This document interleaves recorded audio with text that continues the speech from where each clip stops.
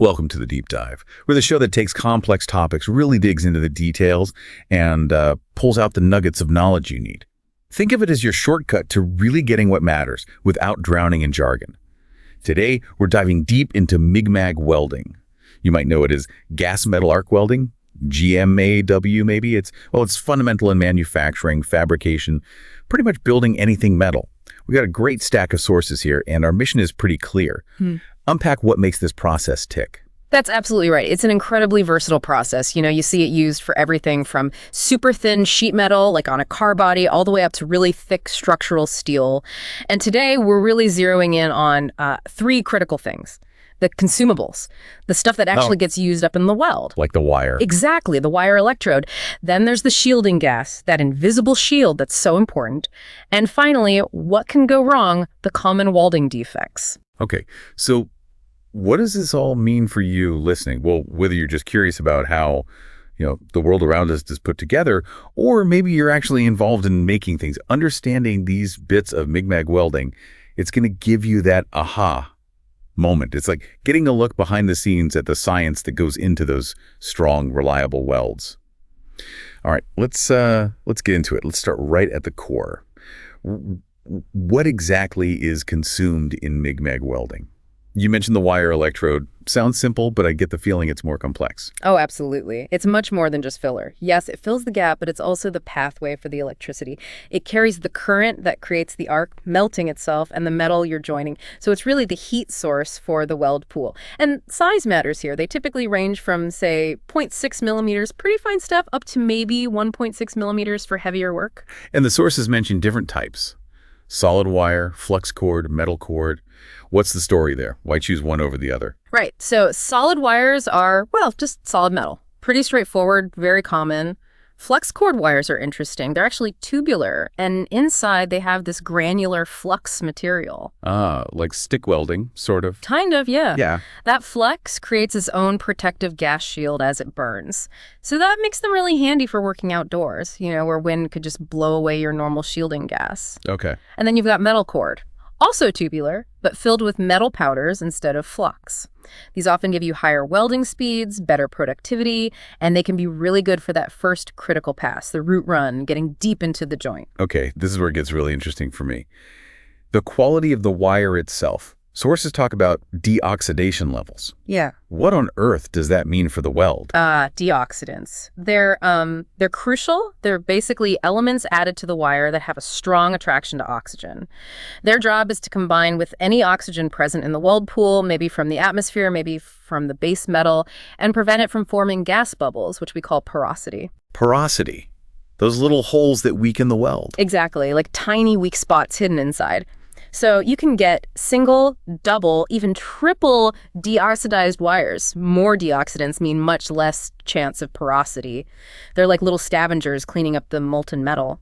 So it's not just what metal, but what else is in it. And the sources even mention how the wire is wound onto the spool and copper coating.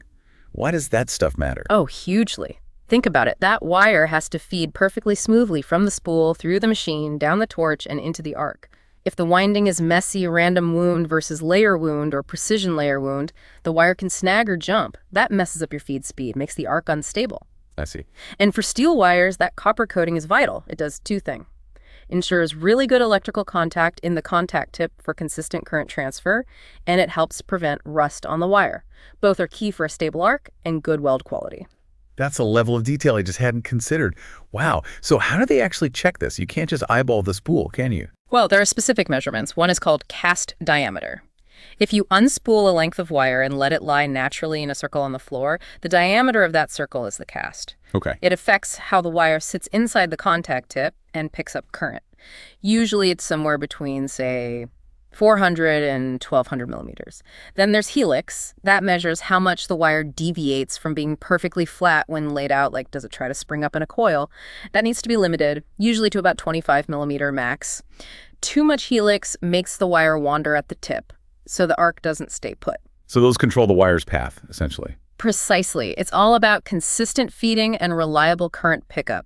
Prevents jamming, ensures that stable arc you need for a quality weld. Which brings us neatly to the setup itself. How do you make sure this perfectly engineered wire actually feeds correctly through the machine?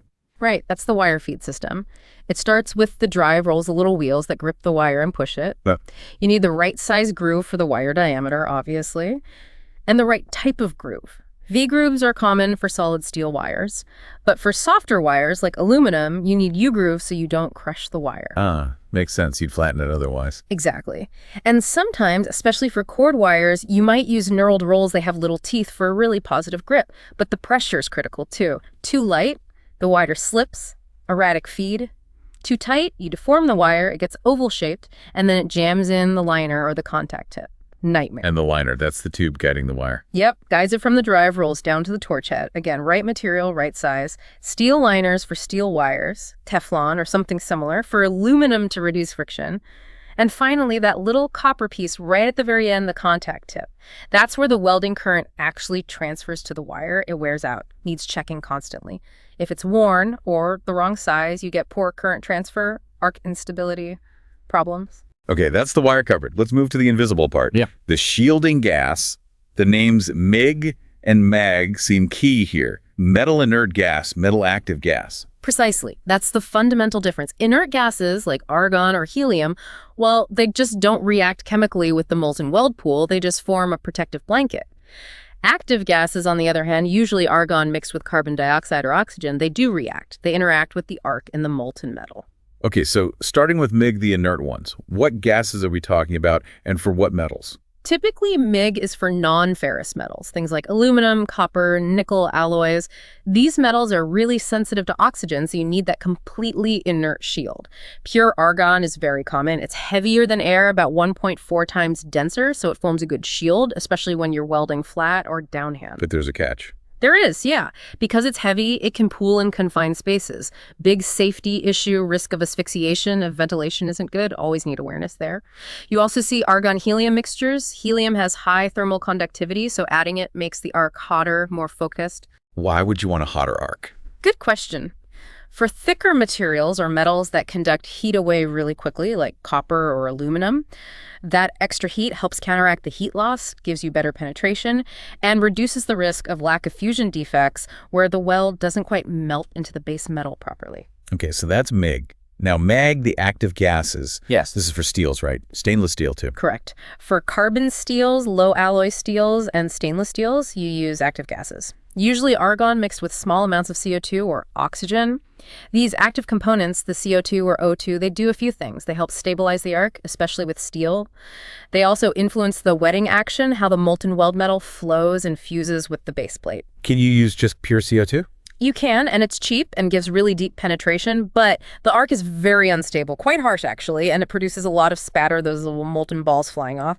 Not great for all applications, and definitely not for spray transfer mode. Spray transfer. That's one way the metal gets from the wire to the workpiece. Dip transfer is like short-circuiting, lower heat. Spray is a much hotter, smoother stream of tiny droplets. Needs a very stable arc. So for a better balance, mixtures like argon with maybe 5% to 20% CO2 are really common. Good penetration, much stabler arc, less spatter, much nicer to weld with. Argon-oxygen mixes are also used, particularly for spray transfer on stainless steels. They help control the weld bead shape and minimize undercutting. It's amazing how specific these blends get. You mentioned stainless steel. Anything special there? Yeah, with stainless, you have to be careful not to compromise its corrosion resistance. That's the whole point of using it. So the amount of active gas, like CO2, is kept really low, maybe only 2 or 2.5% maximum, just enough to stabilize the arc without damaging the stainless properties. For certain types, like austenitic stainless, think your common 304 or 316 grades, they have low thermal conductivity. So sometimes you use mixes with high helium content, maybe argon-helium CO2, to really pump up the heat input and avoid lack of fusion. And for other types, like duplex stainless steels, you might even need specialized mixes containing a bit of nitrogen. It's really tailored to the specific alloy. And like the wire feed, I assume getting the amount of gas right, the flow rate is also critical. Oh, absolutely critical. You need enough flow to completely shield the molten weld pool and the cooling weld bead from the surrounding air. Too little flow, and air gets sucked in hello, porosity, and other nasty defects. Too much flow, though, isn't necessarily better. It can actually cause turbulence, pulling air into the arc zone. Wastes gas, too. And the nozzle matters. Yep, the nozzle on the end of the torch directs the gas flow. Its size needs to match the application. Bigger nozzles for higher current, wider welds like in spray transfer, smaller, maybe tapered nozzles for lower current dip transfer to get better access into joints, and keeping that nozzle clean from spatter is vital for good coverage. Okay, we've got the wire, we've got the gas. Now let's talk about when things don't go perfectly. The sources mention typical welding imperfections or defects. What are the common culprits? Right, and it raises that key question. Why do defects happen? Sometimes it's down to the welder's technique, sure, but very often it's incorrect settings on the machine or issues with the consumables or gas we just talked about, maybe poor maintenance. So what kind of problems pop up? Well, on steels, one you might see are silica inclusions. They look like little glassy islands trapped on the weld surface or between passes. What causes those? Usually it's from not cleaning properly between weld runs. The welding process itself can create glassy slag, especially with certain wires or fluxes. If you don't remove that before the next layer, it gets trapped. Another big one, especially on thicker material welded vertically down using dip transfer, is lack of sidewall fusion. We mentioned lack of fusion earlier. Sidewall specifically means? It means the weld metal filled the joint, but it didn't actually melt and fuse properly to the sides of the base metal pieces you're joining. So you've got the seam down the edge that isn't bonded. Creates a massive weak spot. Very dangerous. And that connects right back to heat input, doesn't it? Especially with dip transfer being lower heat. Exactly. Dip transfer needs careful technique to ensure enough heat gets into those sidewalls. And then there's porosity, which we touched on. Those gas bubbles trapped inside. Caused by? Loss of gas shield is the #1 cause. Maybe a draft blowing the shield away, maybe the flow rate is too low, maybe the nozzle is clogged, or contaminants on the base metal releasing gas when heated, or using a wire without enough deoxidants for the condition. Right. And one more the sources mentioned. Burn through. Sounds pretty obvious. It is what it sounds like. You apply too much heat, usually on thin sheet metal, and you just melt the hole right through it. Ouch. Often happens if you use the wrong welding mode, like trying to use high heat spray transfer on material that's way too thin for it. It just vaporizes. It's a clear sign your parameters, your heat input, were way off for the job. So it really sounds like getting everything right. The wire choice, the gas blend, the flow rate, the machine settings, the cleaning, the technique, it all has to work together perfectly. Precisely. And maintenance is key too. We talked about the contact tip wearing out. A worn tip leads to poor current pickup, makes the arc unstable, can cause the wire to stub or jerk into the workpiece. That instability directly contributes to defects. Same goes for any bad electrical connection in the whole circuit, a loose ground clamp, a frayed cable. Anything causing resistance or voltage drops will mess with arc stability and can lead to imperfections. Consistency is everything. Wow. We have really taken a deep dive today, haven't we, into MIG welding. Yeah. From how the wire is wound to that invisible but vital gas shield and how tiny errors can cause pretty major weld defects. It is fascinating, isn't it? How these seemingly small details, the exact gas mix percentage, that tiny copper coating, the shape of a drive rule groove, how they have such a massive impact on the final weld strength and quality. It really shows the intricate science behind these industrial processes we often see as just brute force.